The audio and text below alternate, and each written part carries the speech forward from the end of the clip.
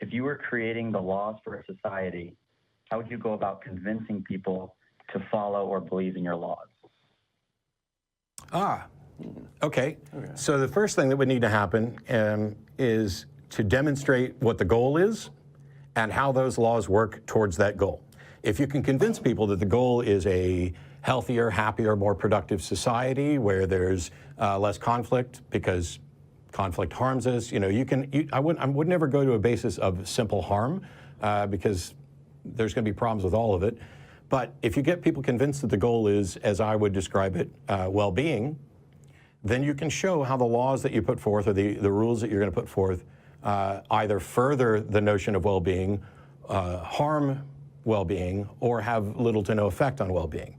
And probably the best method to get people, or one of the best methods to get people to realize this, is John Rawls' veil of ignorance. And that plays on people's innate sense of fairness by removing as much bias as it can. And essentially it just says, design the society that you would be willing to live in, not knowing who you are in that society. So that, hey, we're going to have a law about slavery. Is slavery legally permissible? Or it doesn't matter whether we call it legal or moral. We'll just say, is the rule that slavery is okay or that slavery is bad? And if you design a system not knowing whether you're going to be the slave or the slave owner, generally speaking, I would argue that any rational, empathetic person who actually understands and cares about well-being would say, nope, we can't allow slavery if for no other reason than I might end up being a slave.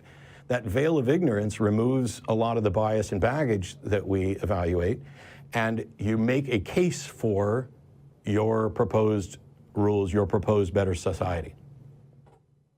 I like that. It's a good thought experiment. Yeah, I wish it was mine.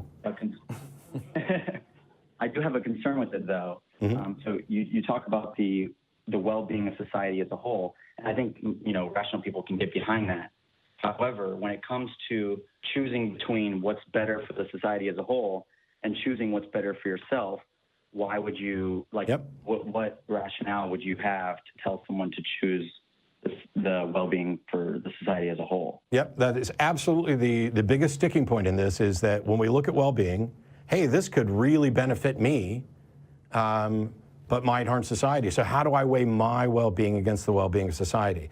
There's not a simple answer. There's no simple calculus we can do to sort that out. But the big thing to do is to realize that if I'm focused primarily on my well-being, there's no problem with that as long as I'm able to evaluate all of the broader consequences. So I guess the easiest way to do it is to say it like this. I live in society, and my actions have consequences for myself and for other people. And I have to be able to not live myopically and focus on my own life, because what may be in my short-term best interest could be long-term incredibly harmful for me. And what we need to engage in is a level of humility that we do not possess the ability or the data to evaluate all possible consequences. And so you go back to the veil of ignorance of saying, if I understand that this person wants to rob this bank and that'll be in their short-term interest, but what does that do to everybody else? And is it actually in their best interest? Because if the interest rate that you earn goes down and the cost of banking goes up and it begins to affect the rest of society, all of a sudden your money becomes less and less valuable.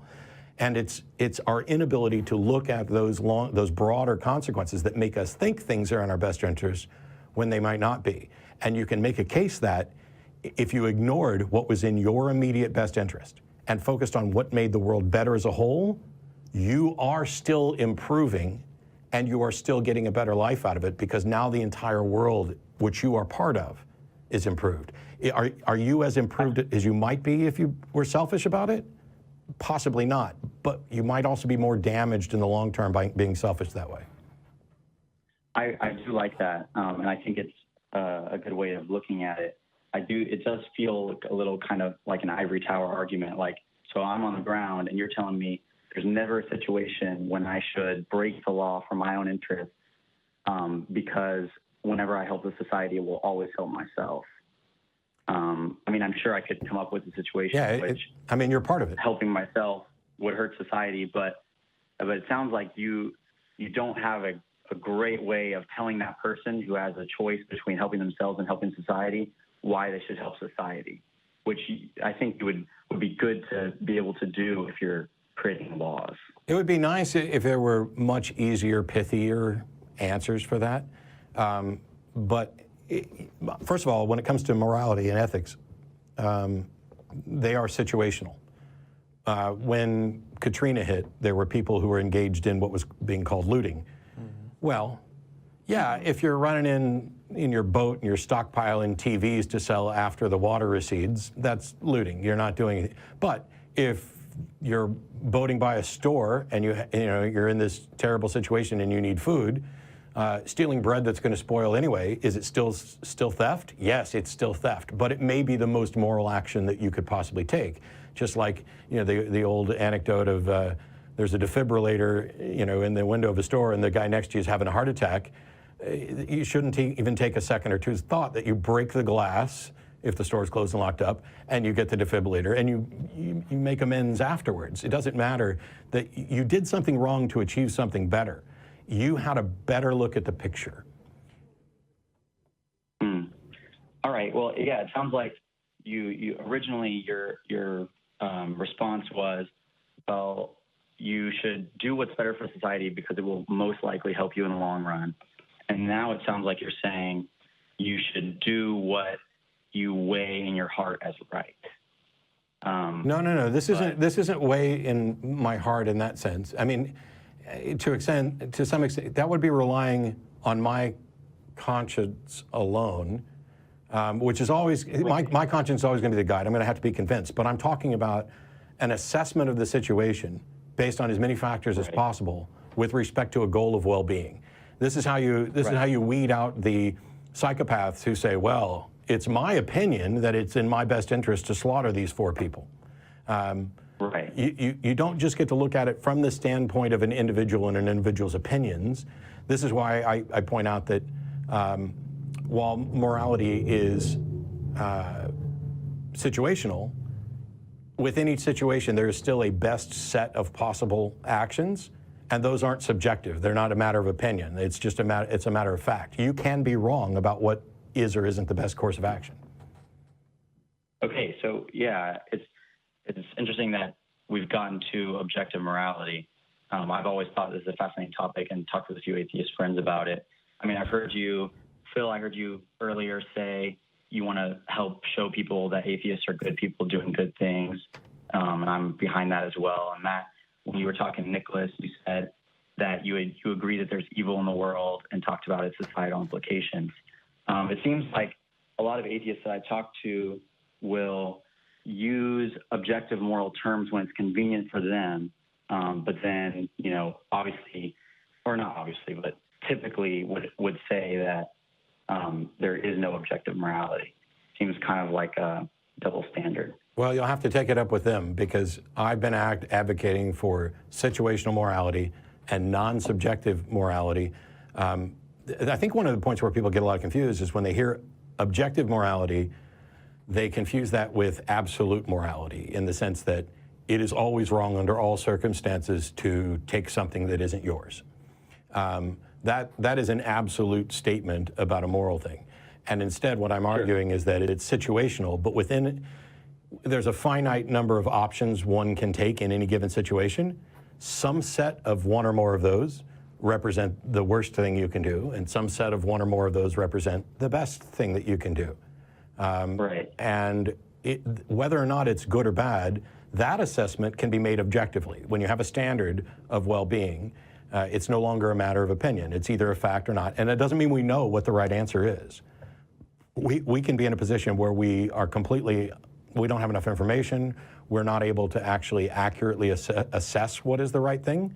Nobody advocating for secular ethics, or at least not that I'm aware of, or anybody who's thought about it, is pretending that we have come up with the answer to every moral quandary ever. What we're doing is saying a secular moral system is predicated on these foundations, which remove as much bias as we can, that set a foundation of well-being which is non-subjective. You know, I could have the opinion all day that cutting off Phil's head is good for him, but it's just a matter of fact as to whether or not it is good for him. Right. Okay. I mean, yeah, this gets down to the crux of my question, which is using like how do you convince someone of a standard of objective morality? And I'm not saying absolute morality. I'm saying, like, I agree with your definition that in a situation there's always a better thing to do. I agree with that.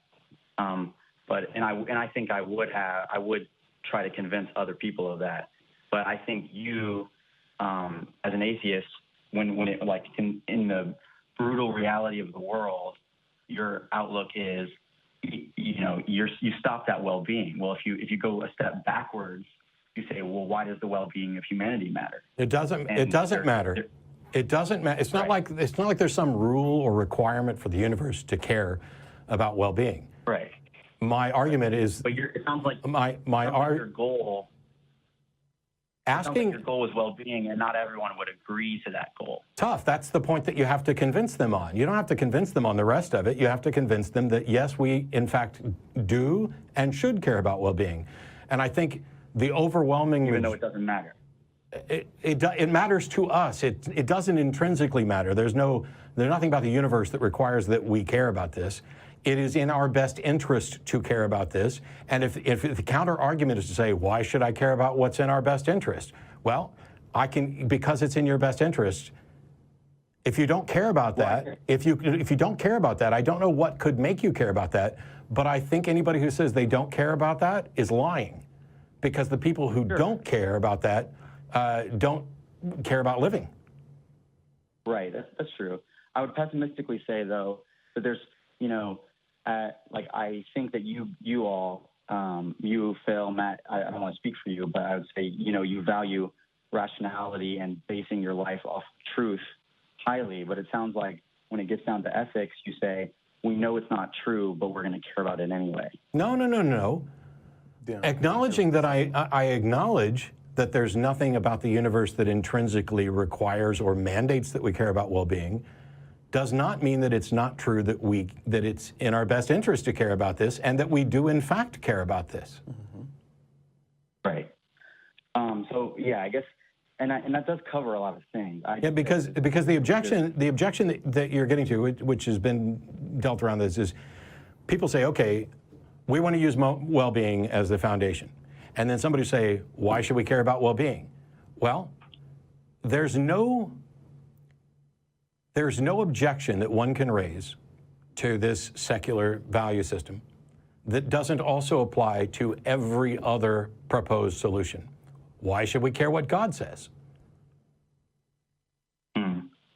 Yeah, well, I think that your ethics that you're providing covers a lot of situations. I would just say there's a tricky one where someone has a chance to better their personal well-being at the expense of society.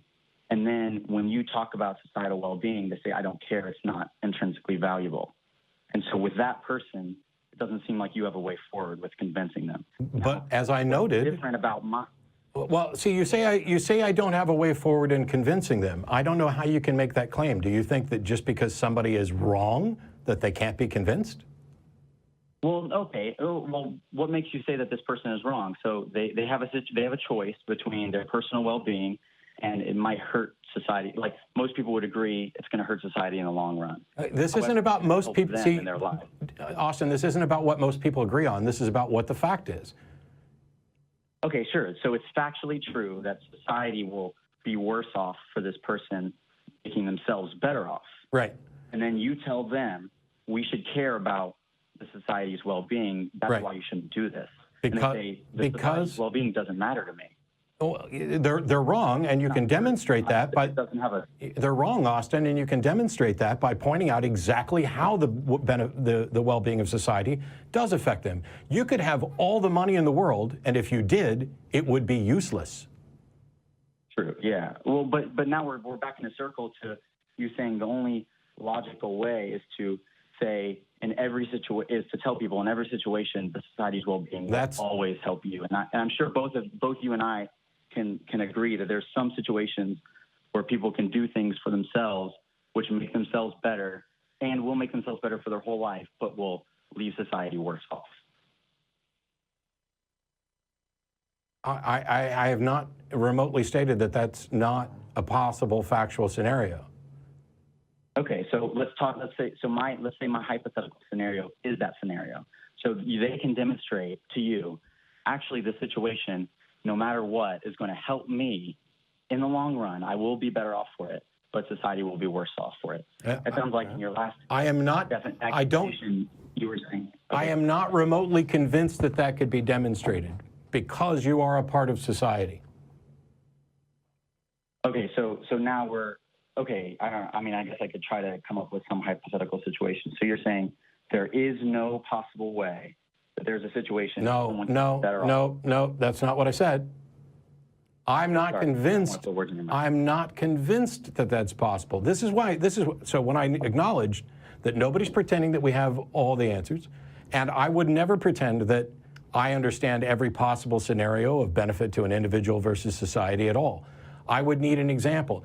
What we're engaged in right now is, let's say that hypothetically there was a situation in which somebody does something that benefits them and it harms society, but the impact on society doesn't have any sort of impact on them for the rest of their life. Well, I would argue that I think most people listening to the show could conceive of at least one situation, if not. I would love for somebody to actually conceive of one and be specific, but that doesn't happen. We just talk about a hypothetical possibility, which I'm not sure is the case, because every time somebody's tried to present one of these, it ends up being short-sighted. They fail to recognize the broader impact on society and how it does affect them. Now, the way to get to that is to say, I'm going to die tomorrow, and so tonight I'm going to go on an awful. I'm gonna rob 5 banks. I'm gonna steal the money. I'm gonna go out and spend it all on hookers and cocaine and everything else, and just make my last 24 hours the most fun that it can possibly be. And even if there is an effect on society, that will never affect me. That's the closest we can get to that scenario. Okay, that's an interesting hypothetical. Yeah, I would say maybe another scenario would be someone who lives in a town and has to choose between joining an oppressive mafia or submitting to torture or something like that. I don't know how that example gets anywhere near. I came up with what I thought was about the best case where you can say that this benefits me and it can't possibly. I'm not disagreeing with you. I think we both came up with, certain hypothetical situations. I think. But the issue here is the issue here was how could I go about convincing that person they were wrong? And the answer is maybe I can't, but that doesn't change whether or not they're actually wrong, because we go back to the veil of ignorance. Anytime, there are more.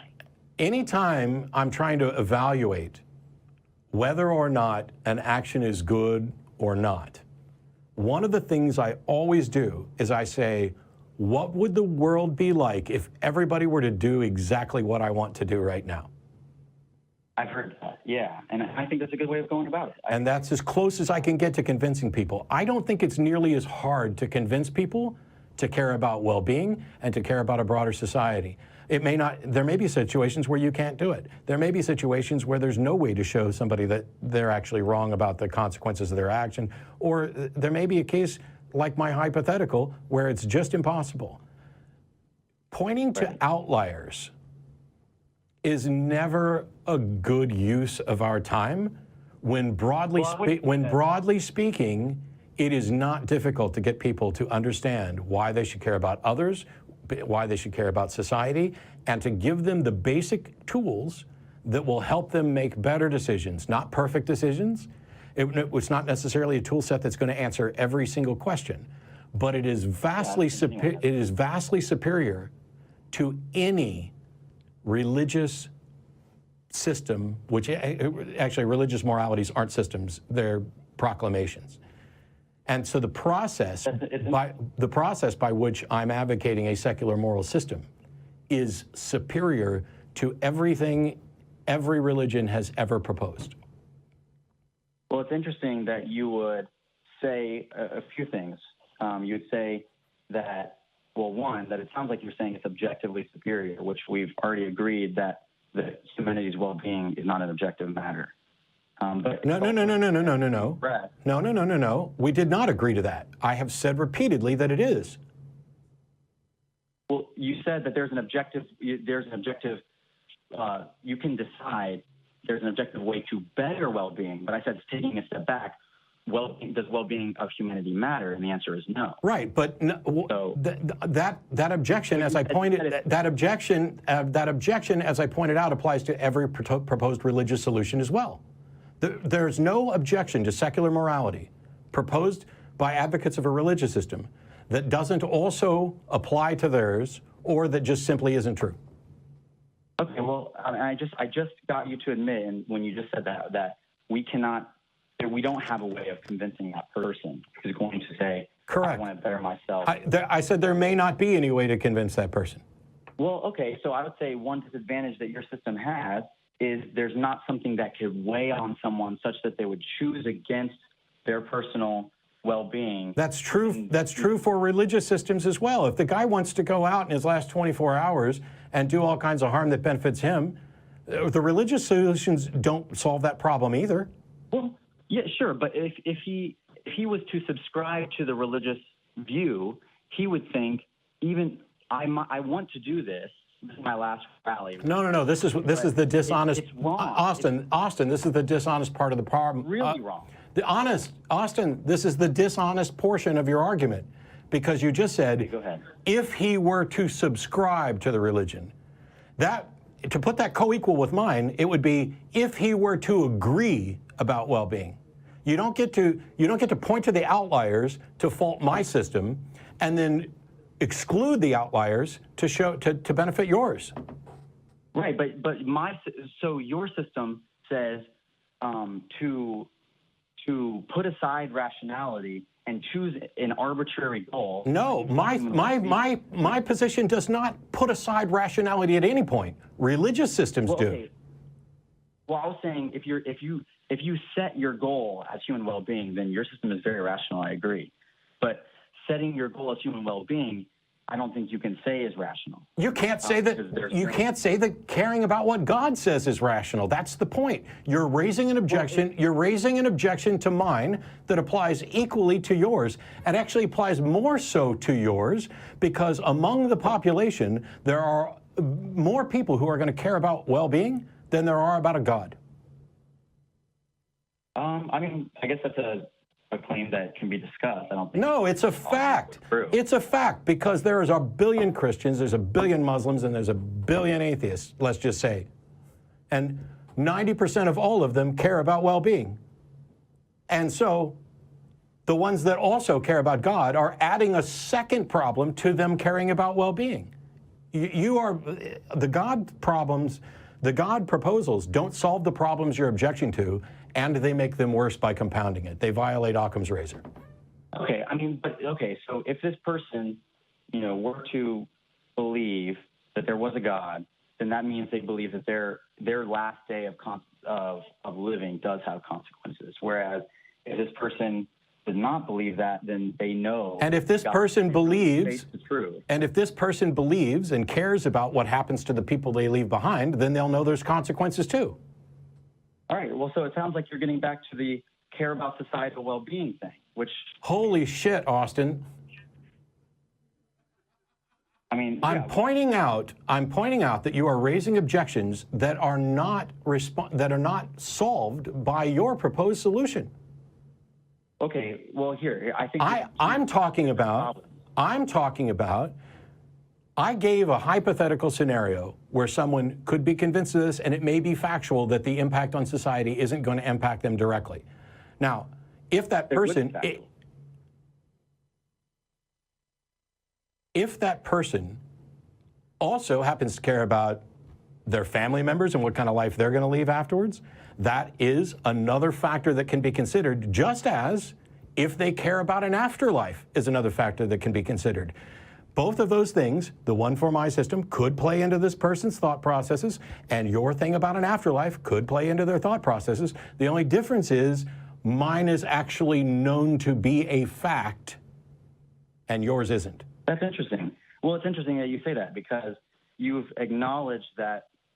And hold on, let me say what I'm going to say. You've acknowledged that in terms of facts, that if you really get down to it, human thriving and well-being, it doesn't matter. It matters to us. You keep saying it doesn't matter. It matters to us.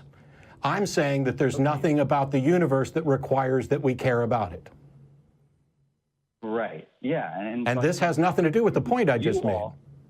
And you all, as rational people, should be the ones who care the most about what actually matters in terms of objective, universal truth. And it seems like you're suspending that belief in order to put forward this moral system. Do you believe in God, Austin? I do, yes. Yeah. So you don't get to talk to me about suspending belief.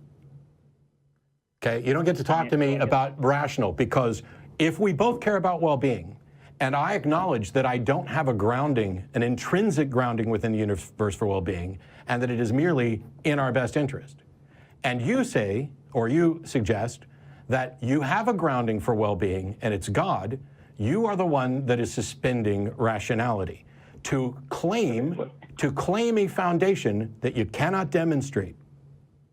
So you're kind of changing subjects here. It sounds like you're saying I don't have a good answer, so I'm going to critique your view, which is holy shit. Wow. Holy shit. I'm pointing out that every objection you raise to secular morality is not solved at all by your version. And now you're claiming that because I don't have a good answer, I'm critiquing yours. You don't have a good answer. Don't pretend that you have a better answer. Can I just kind of summarize and then I'll let someone else talk? Is that okay? What do you need to summarize? Oh, yeah, and sure. I'm sorry, I don't want to cut you off. I'm just trying to figure out what you need to summarize. Sure, yeah. I was saying that I don't think we have the same problem. I think we have a different problem. So whereas my problem is the person needs to believe in God, and we can argue, you would say, well, that's ridiculous. Why would anyone believe in God? Sure. No, the person has to believe in God for this to apply. Yeah, and the person needs to believe in well-being for this to apply. Sure, yeah, but I'm saying once they believe in God, then it's set. They believe that there's intrinsic human value. They believe that, it doesn't matter whether it's intrinsic. It doesn't matter whether it's intrinsic.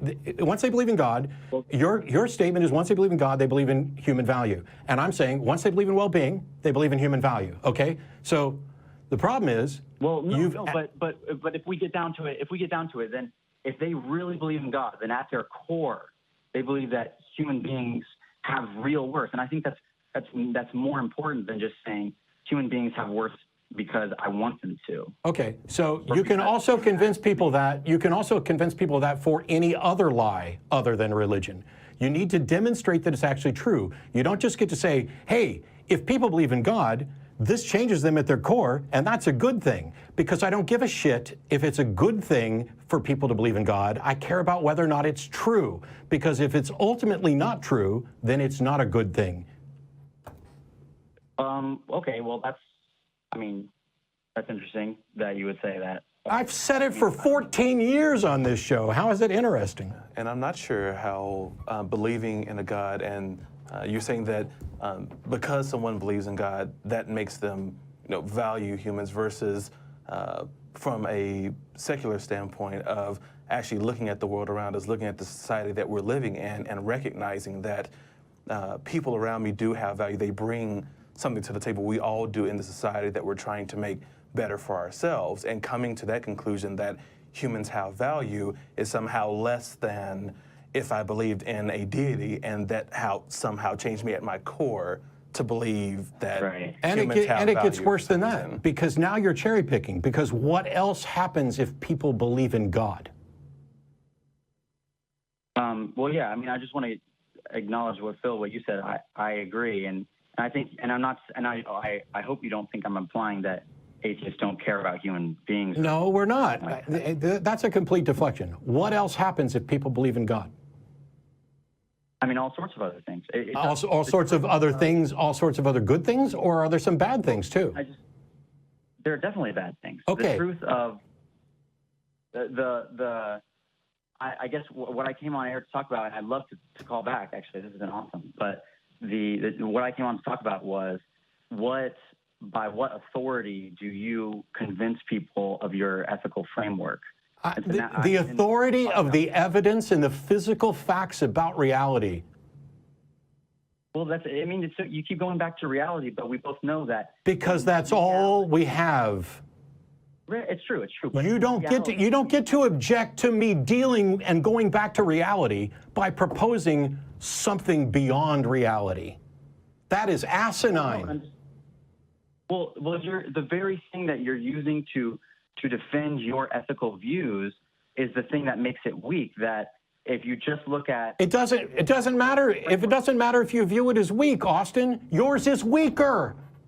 By definition, if I'm dealing with reality and you're saying that's not enough, it's weak, I need to go ahead and accept something beyond reality that makes it stronger, you are wrong. It makes it weaker. It makes it weaker until you can demonstrate that it's real.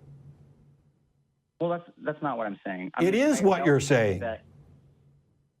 Well, I also think that... what could be stronger? What could be stronger than a framework firmly rooted in the physical facts of reality?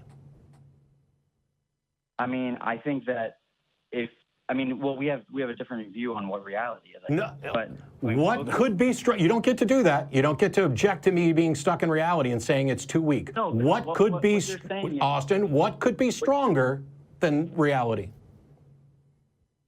I mean, I'm with you there that we need to base our frameworks off of reality. Jesus, you just said that was weak. No, I'm saying... yes, you said that. You're saying... You said it. What you're saying is my framework is reality. Now, what's stronger than that? Well, I don't agree with you. I don't think your framework is reality. You just said that my framework was reality and that it was weak. Go back and watch. We're done. I will go round and round. But rewind the damn tape. It's not a tape. How old am I? Rewind the show to where you accused me. You said that I keep going back to reality, and you noted that that was a weak foundation. I don't know why I'm still talking to him. I already hung up on him.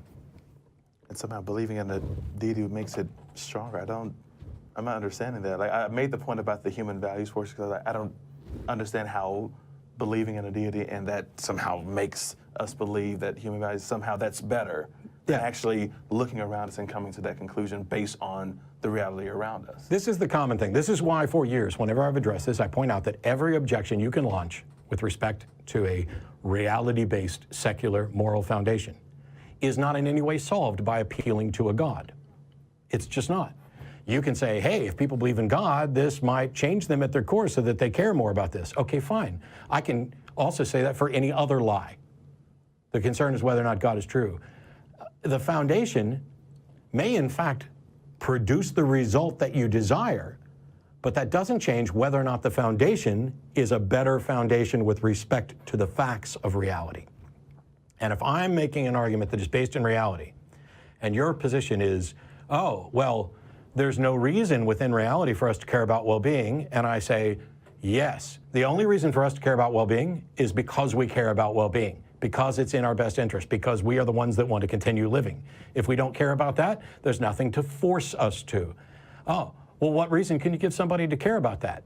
By pointing out to them that they're a living being and that this benefits them if they'd like to continue living.